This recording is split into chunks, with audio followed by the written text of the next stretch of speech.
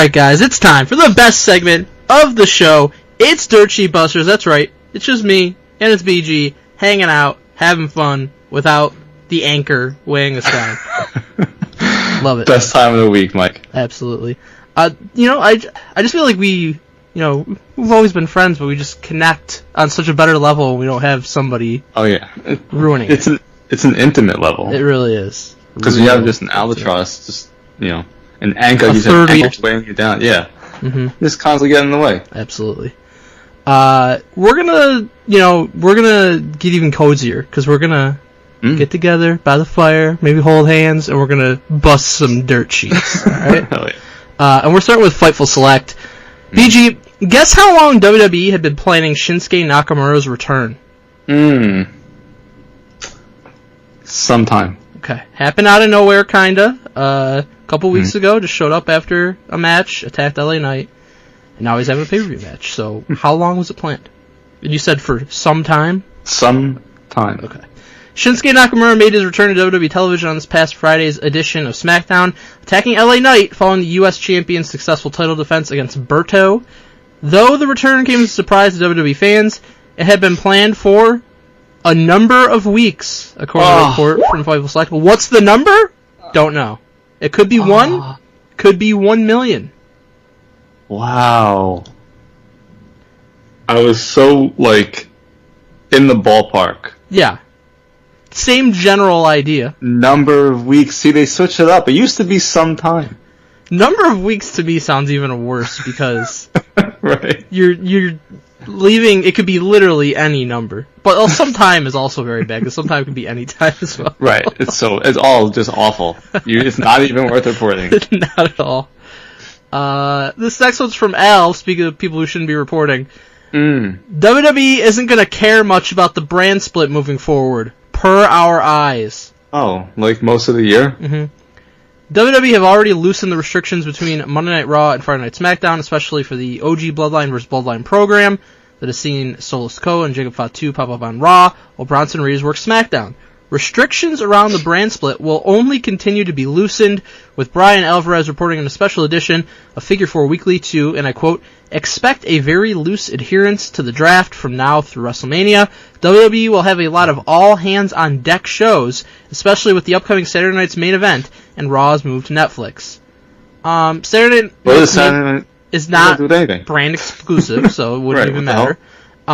We've already seen like you said, months. For the fucking year, but especially lately, we've seen the Bloodline going from show to show, both iterations of the Bloodline, the Judgment Day. It's been women from both shows, Rhea being on both shows, it's been happening a ton. So I don't really need to be told that it's going to continue, especially because I saw a fucking commercial for the first Raw on Netflix, and I'm seeing fucking Roman Reigns and Cody Rhodes and top stars from SmackDown. I can assume this on my own. Yeah. Don't need a fake report to tell me. Mm-hmm. But thanks. I wish they would just do it with the brand split. Yeah, I mean, they just kind of do without saying it, I guess. But, I don't know. Keeping up illusions. BG, are you ready for the honorary Dirt Sheet Buster of the week? Oh, always. It is George Cruz's favorite new wrestler, Big Boom AJ. Oh my god. From the Not Costco the AJ I want to hear about. What? Alright, let me ask you a question. Okay. What the fuck is that? What is the Costco guys? Yeah. Why are they a thing? So, I don't have TikTok.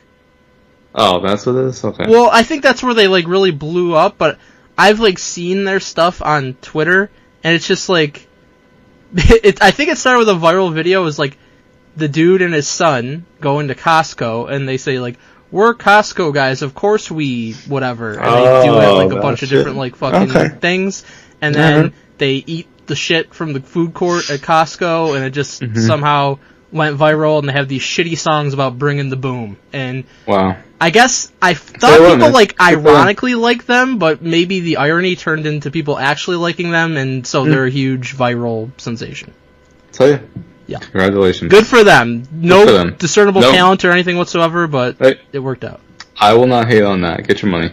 No, I won't hate on getting the money. I'll just say, I don't understand why people like them, but that's fine. Yeah. Anyways, This is from Sean Sapp. Wow. FightfulSelect.com is told that Big Boom AJ actually suffered a broken foot before Full Gear and just kept it quiet. He still worked the match. Wow. Worker.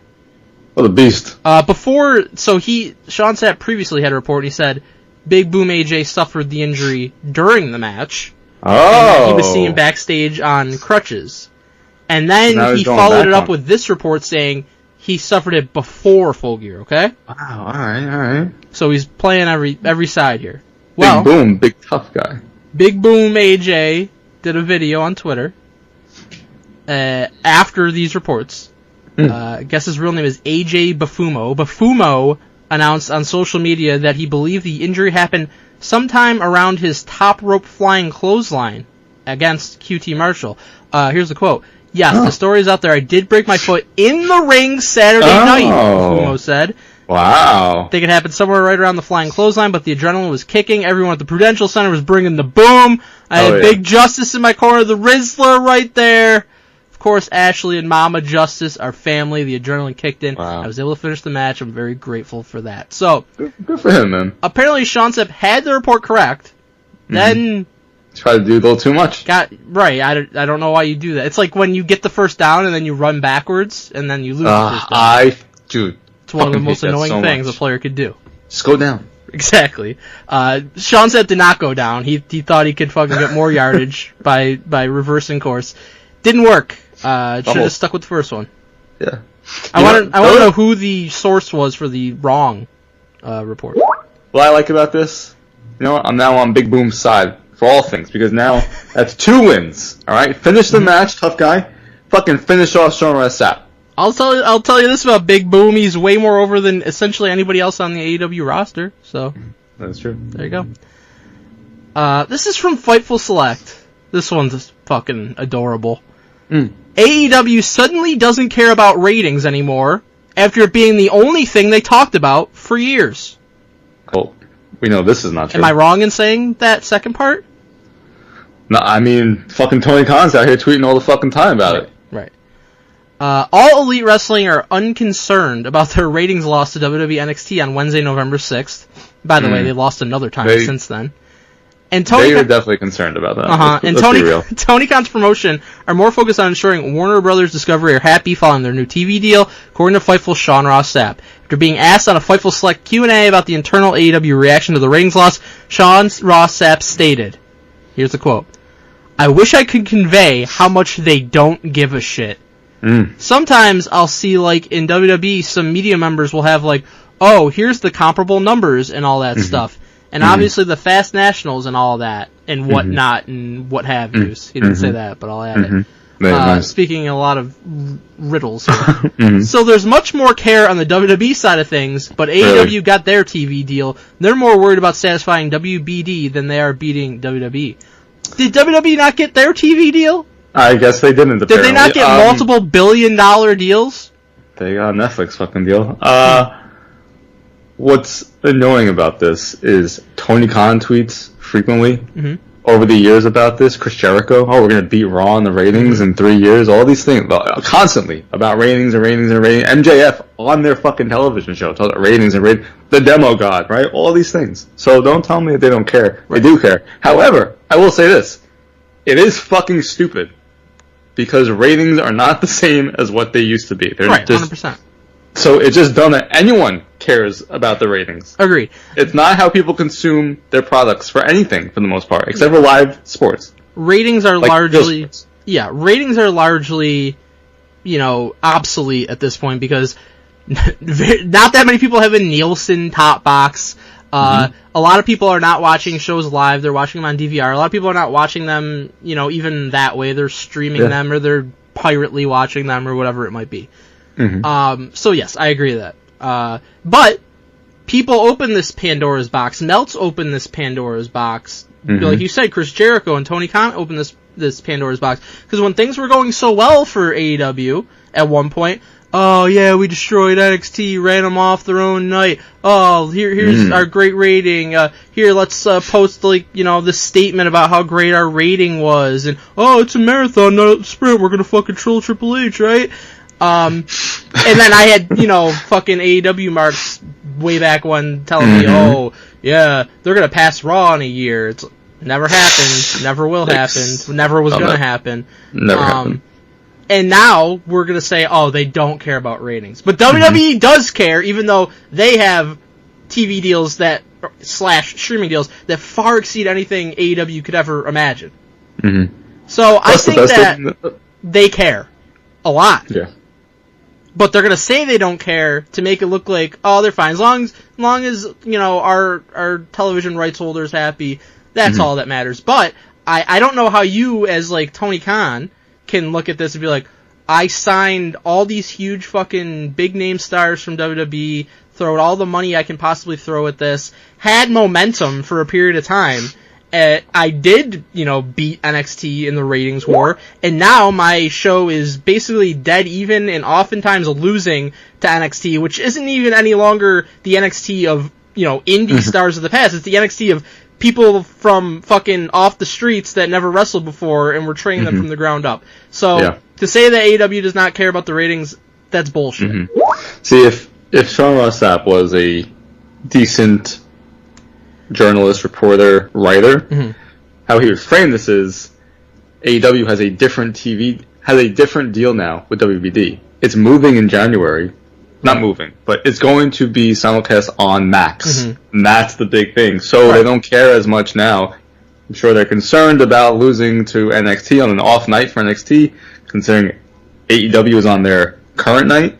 But they're going to be on a streaming deal, just like Raw is going to be on a streaming deal. And so things are changing. And so it's not as big a concern anymore. And the thing with Sean Ross is, if he reported stuff related to AEW in good faith more often, then it would be easier to take this as truth or something close to it. But anytime people bring it up, like, wow, AEW should be concerned about this, he acts like a fucking prick towards the people that say this and just totally dismisses it. It's like, should they not be concerned that they've lost half their fucking audience? Yeah. They shouldn't be concerned about that? I think they should. I mean, listen, we're associated with WBD, so we want AEW to succeed. And I'm just keeping it real here. They should be concerned. Yeah, I agree. It says something about the product if it's going that way. And we haven't been here since, but the November 6th thing was wild to me. The head-to-head? The head-to-head that they lost. Because every time that NXT moves to Tuesday, for some reason, it's, they're on an off night. People didn't just fucking know somehow. Right. And this was NXT's wrong night. Right, NXT, and then they were like, but they played into ECW. It's like, what? Right. They had Bubba Ray Dudley. You're gonna tell me Bubba Ray is the bigger draw than all the people on fucking AEW? That little Guido vs. Tony D'Angelo match beat out fucking MJF and Okada and the Young Bucks and all these. Don't tell me because they were at the old ECW arena that all of a sudden everyone's tuning in to see what NXT is doing. What was the excuse 2 weeks later when they were both on their normal nights and NXT won again and it was a normal show? Just wild stuff. Yep. Alright, this next one is from Wrestle Purists. BG, I'm so excited for Punk vs. Gunther at Survivor Series. Wait a second. Uh-huh. I had to dig into the archives for a couple, this week. When something seems a little fishy, I keep it in the back of my mind. This was from October 16th. Oh! That's a while ago. Nice. While speaking during the Wrestle Purist Raw review, Ibu, who is apparently trying to make it as an insider at this point, reported that CM Punk is set to challenge Gunther for the World Heavyweight Championship at the Survivor Series Premium Live event. CM Punk is facing Gunther for the World Heavyweight Championship, Ibu said. He is not, in fact, doing that. He's in the WarGames match. He's not even close. No. To wrestling for the championship. There was no teasing of it even whatsoever. No. There was no suggestion that was going to happen. He didn't even show up for a month for all this to happen. Showed up last Friday. On the wrong show. Sure did. How about that brand split? Now that was bad, but BG, are you ready for the coup de grace? Double stomach. I'm ready. It's from Wrestling Observer Radio. You don't have to go back too far to find out when this was from. It was from the last time we recorded a quote-unquote live show a couple weeks ago. Oh, wow. Melts goes for the WarGames Slam Dunk and misses. This was from November 3rd. Survivor Series WarGames 2024 is gearing up to be a can't-miss event. Can't disagree with that. Hell yeah. As WWE prepares to bring the action to Vancouver's Rogers Arena. But if you're expecting the usual 5-on-5 WarGames clash, think again. I should have not thought again. According to Dave Meltz, I should have thought one time and ended it. According to Dave Meltzer on Wrestling Observer Radio, WWE is shaking things up this year by planning a 4-on-4 showdown instead. Everything looks like a 4-on-4 rather than a 5-on-5, Meltzer stated, hinting that WWE is going all in on a more focused, tight-knit battle. Now, do you remember us discussing this a few weeks ago, right? I remember, because I have egg on my face too, Mike, because came on here like, Melts, why are you fucking quote-unquote reporting this? We saw it happen at Crown Jewel. There's 4 people. It's going to be 4-on-4. The beauty of it, though, is we don't have to feel so bad, because, okay, we thought that was happening, but we weren't trying to report that it was going to be on a 4-on-4. We said, here's what we're seeing, here's what we're watching, we feel like it's going to be a 4-on-4.